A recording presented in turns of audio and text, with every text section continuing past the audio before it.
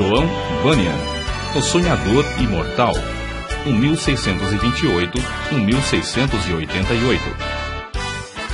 Caminhando pelo deserto deste mundo, parei num sítio onde havia uma caverna, a prisão de Bedford. Ali, deitei-me para descansar.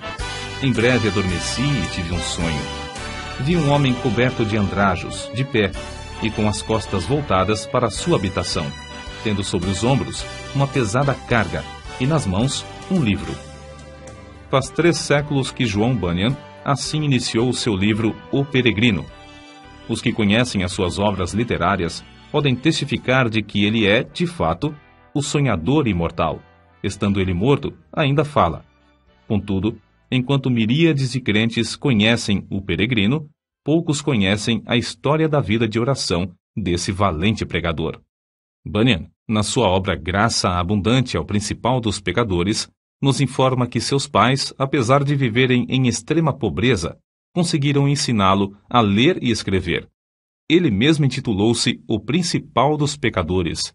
Outros atestam que, mesmo em sua impiedade, jamais foi beberrão ou imoral. Contudo, casou-se com uma moça de família, cujos membros eram crentes fervorosos. Bunyan era funileiro e, como acontecia com todos os funileiros, era paupérrimo. Ele não possuía nenhum prato nem uma colher, apenas 2 livros: O Caminho do Homem Simples para os Céus e A Prática da Piedade, obras que seu pai, ao falecer, lhe deixara. Apesar de Bunyan achar algumas coisas que lhe interessavam nesses 2 livros, somente nos cultos é que se sentiu convicto de estar no caminho para o inferno. Descobre-se nos seguintes trechos, transcritos de Graça Abundante ao Principal dos Pecadores, como ele lutava em oração no tempo da sua conversão. Veio-me às mãos uma obra dos Hunters, livro estimado por alguns doutores. Não sabendo julgar os méritos dessas doutrinas, dediquei-me a orar desta maneira: Ó Senhor, não sei julgar entre o erro e a verdade. Senhor, não me abandones por aceitar ou rejeitar essa doutrina cegamente. Se ela for de ti, não me deixes desprezá-la. Se for do diabo, não me deixes abraçá-la. Louvado seja Deus! Ele que me dirigiu a clamar, desconfiando da minha própria sabedoria.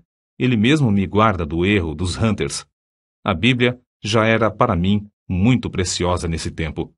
Enquanto me sentia condenado às penas eternas, admirei-me de como o próximo se esforçava para ganhar bens terrestres, como se esperasse viver aqui eternamente. Se eu pudesse ter a certeza da salvação da minha alma, como me sentiria rico, mesmo que não tivesse mais para comer a não ser feijão. Busquei ao Senhor orando e chorando, e do fundo da alma clamei: Ó Senhor, mostra-me, eu te rogo, que me amas com amor eterno. Logo que clamei, voltaram para mim as palavras, como um eco: Eu te amo com amor eterno. Deitei-me para dormir em paz, e ao acordar, no dia seguinte, a mesma paz permanecia na minha alma. O Senhor me assegurou: Amei-te enquanto vivias no pecado. Amei-te antes, amo-te depois, e amar-te-ei por todo sempre. Certa manhã, enquanto tremia na oração, porque pensava que não houvesse palavra de Deus para me sossegar, ele me deu esta frase: A minha graça te basta. O meu entendimento foi tão iluminado como se o Senhor Jesus olhasse dos céus para mim, pelo telhado da casa, e me dirigisse essas palavras. Voltei para casa chorando, transbordando de gozo e humilhado até o pó. Contudo, certo dia, enquanto andava no campo, a consciência inquieta, de repente essas palavras entraram na minha alma: Tua justiça está nos céus. E parecia que, com os olhos da alma, via Jesus Cristo à destra de Deus, permanecendo ali como minha justiça. Vi, além disso, que não é o meu bom coração que torna a minha justiça melhor, nem que a prejudica, porque a minha justiça é o próprio Cristo, o mesmo ontem, hoje e para sempre. As cadeias, então, caíram-me das pernas. Fiquei livre das angústias. As tentações perderam a força. O horror da severidade de Deus não mais me perturbava, e voltei para casa regozijando-me na graça e no amor de Deus. Não achei na Bíblia a frase: Tua justiça está nos céus, mas achei o qual para nós foi feito por Deus sabedoria e justiça, e santificação e redenção. 1 Coríntios, capítulo 1, versículo 30. E vi que a outra frase era verdade. Enquanto eu assim meditava, o seguinte trecho das Escrituras penetrou no meu espírito com poder. Não pelas obras de justiça que houvéssemos feito, mas segundo a sua misericórdia nos salvou. Assim, fui levantado para as alturas, e me achei nos braços da graça e misericórdia. Antes temia a morte, mas depois clamei: quero morrer.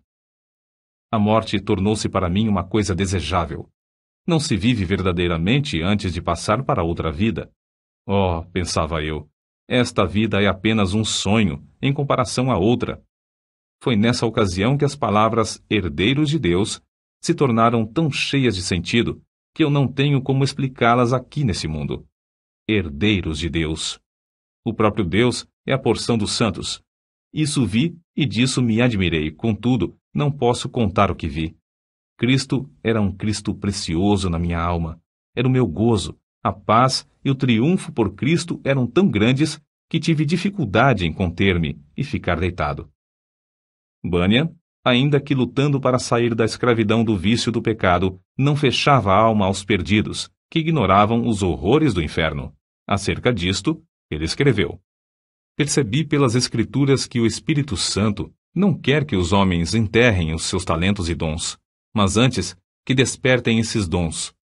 Dou graças a Deus por me haver concedido uma medida de entranhas e compaixão pela alma do próximo, e me enviou a esforçar-me grandemente para falar uma palavra que Deus pudesse usar para apoderar-se da consciência e despertá-la. Nisso, o bom Senhor respondeu ao apelo de seu servo, e o povo começou a mostrar-se comovido e angustiado de espírito ao perceber o horror do seu pecado e a necessidade de aceitar a Jesus Cristo. De coração, clamei a Deus com grande insistência que ele tornasse a palavra eficaz para a salvação da alma. De fato, disse repetidamente ao Senhor que, se o meu enforcamento perante os olhos dos ouvintes servisse para despertá-los e confirmá-los na verdade, eu aceitaria alegremente. O maior anelo em cumprir meu ministério era o de entrar nos lugares mais escuros do país. Na pregação, realmente sentia dores de parto para que nascessem filhos para Deus. Sem fruto, não ligava importância a qualquer louvor aos meus esforços. Com fruto, não me importava com qualquer oposição. Os obstáculos que Bunyan tinha de encarar eram muitos e variados. Satanás, vendo-se grandemente prejudicado pela obra desse servo de Deus, começou a levantar barreiras de todas as formas. Bunyan resistia fielmente a todas as tentações de vangloriar-se sobre o fruto de seu ministério e cair na condenação do diabo. Quando, certa vez, um dos ouvintes lhe disse que pregara um bom sermão, ele respondeu: não precisa dizer-me isso. O diabo já cochichou a mesma coisa no meu ouvido antes de sair da tribuna. Então, o inimigo das almas suscitou calúnias e boatos em todo o país, a fim de induzi-lo a abandonar seu ministério. Chamavam-no de feiticeiro, jesuíta, cangaceiro, e afirmavam que vivia amancebado, que tinha 2 esposas e que os seus filhos eram ilegítimos. Quando o maligno falhou em todos esses planos de desviar Bunyan do seu ministério glorioso, seus opositores denunciaram-no por não observar os regulamentos dos cultos da igreja oficial. As autoridades civis o sentenciaram à prisão perpétua, recusando terminantemente a revogação da sentença, apesar de todos os esforços de seus amigos e dos rogos de sua esposa. Tinha de ficar preso até se comprometer a não mais pregar.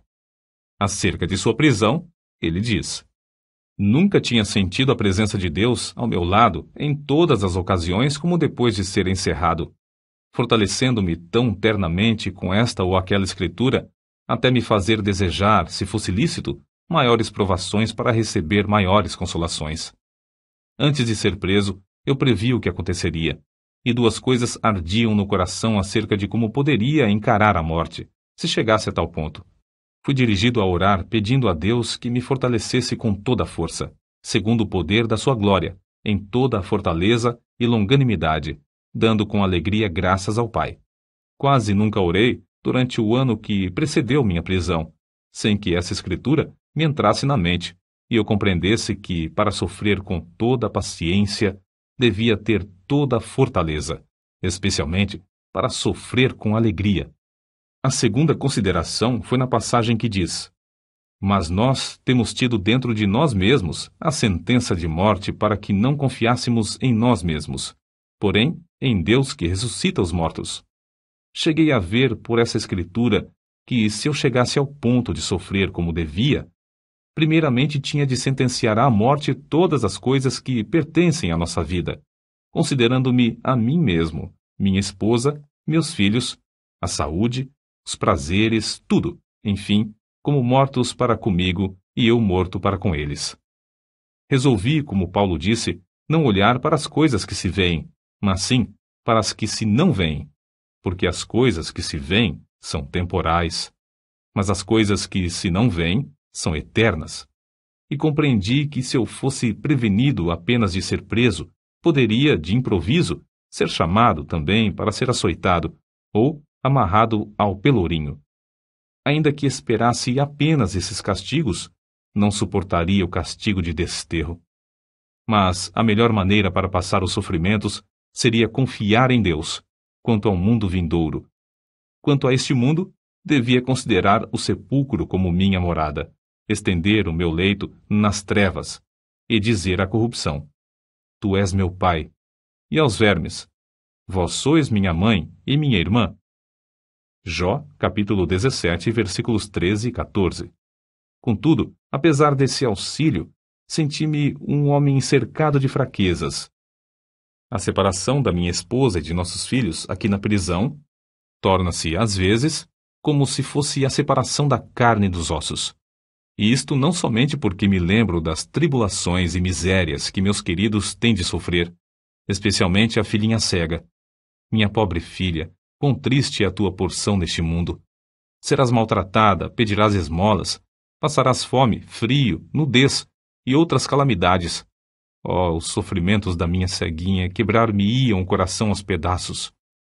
Eu meditava muito também sobre o horror ao inferno dos que temiam a cruz, a ponto de se recusarem a glorificar a Cristo, suas palavras e leis perante os filhos dos homens. Além do mais, pensava sobre a glória que ele preparara para os que, em amor, fé e paciência, testificavam dele.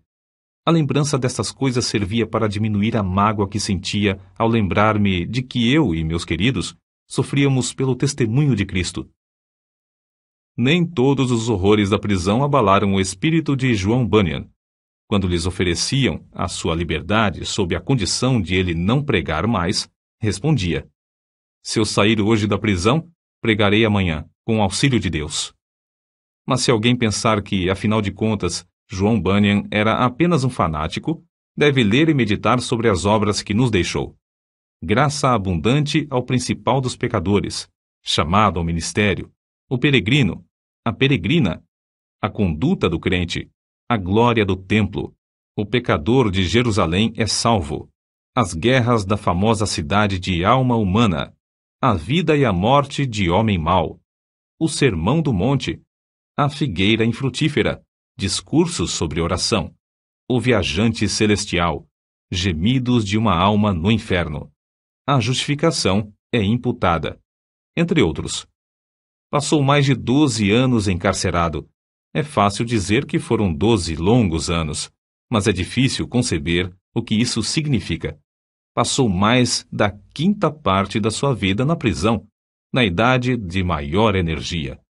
Foi um quacre, chamado Whitehead, que conseguiu a sua libertação. Depois de liberto, pregou em Bedford, Londres, e muitas outras cidades. Era tão popular que foi alcunhado de Bispo Bunyan. Continuou seu ministério fielmente até a idade de 60 anos, quando foi atacado de febre e faleceu. O seu túmulo é visitado por dezenas de milhares de pessoas. O orador, o escritor, o pregador, o professor da escola dominical e o pai de família, cada um conforme o seu ofício, podem lucrar grandemente com o estudo do estilo e méritos de seus escritos, apesar de ele ter sido apenas um humilde funileiro sem instrução. Mas como se pode explicar o maravilhoso sucesso de Bunyan?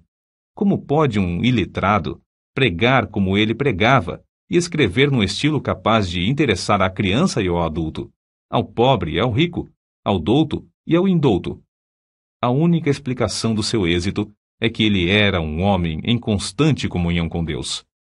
Apesar de seu corpo estar preso no cárcere, a sua alma estava liberta, porque foi ali, numa cela, que John Bunyan teve as visões descritas nos seus livros. Visões muito mais reais do que os seus perseguidores e as paredes que o cercavam.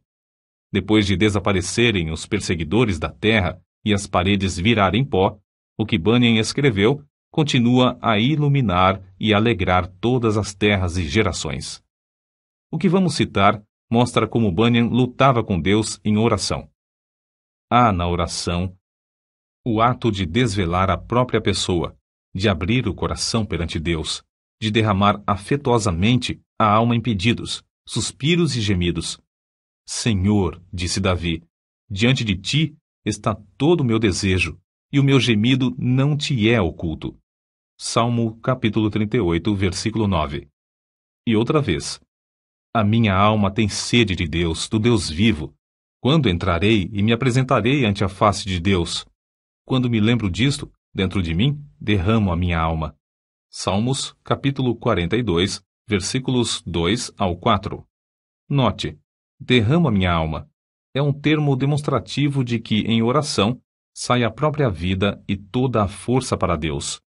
Em outra ocasião, escreveu: as melhores orações consistem, às vezes, mais em gemidos do que em palavras, e estas palavras não são mais que a mera representação do coração, vida e espírito de tais orações. Como ele insistia e importunava em oração a Deus, fica claro no trecho seguinte. Eu te digo, continua a bater, chorar, gemer e prantear. Se ele se não levantar para te dar porque és teu amigo, ao menos por causa da tua importunação, levantar-se-á para dar-te tudo o que precisares.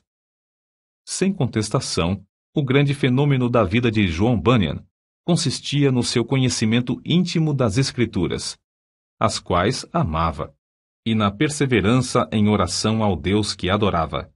Se alguém duvidar de que Bunyan seguia a vontade de Deus nos 12 longos anos que passou na prisão de Bedford, deve lembrar-se de que esse servo de Cristo, ao escrever O Peregrino, atrás das grades, pregou um sermão que já dura quase 3 séculos, e que hoje é lido em 140 línguas. É o livro de maior circulação depois da Bíblia. Sem tal dedicação, não seria possível conseguir o incalculável fruto eterno desse sermão pregado por um funileiro cheio da graça de Deus. Nota: Quakre, forma aportuguesada de Quakers, como eram mais conhecidos os membros da Sociedade dos Amigos, nome de uma comunidade de cristãos protestantes surgida no século XVII. No início, eram seguidores de um pregador leigo, o inglês George Fox, que, em 1647, começou a pregar a doutrina de Cristo dentro. Todas as pessoas podem sentir a palavra de Deus em suas almas, caso se esforcem para ouvi-la. Interpretavam literalmente as palavras de Jesus Cristo nas Escrituras. Eram contra prestar juramentos e contra a guerra. Destacavam-se sempre pela solidariedade. Em 1947, os comitês britânico e americano de socorro Quaker Internacional receberam o Prêmio Nobel da Paz. Enciclopédia em Carta.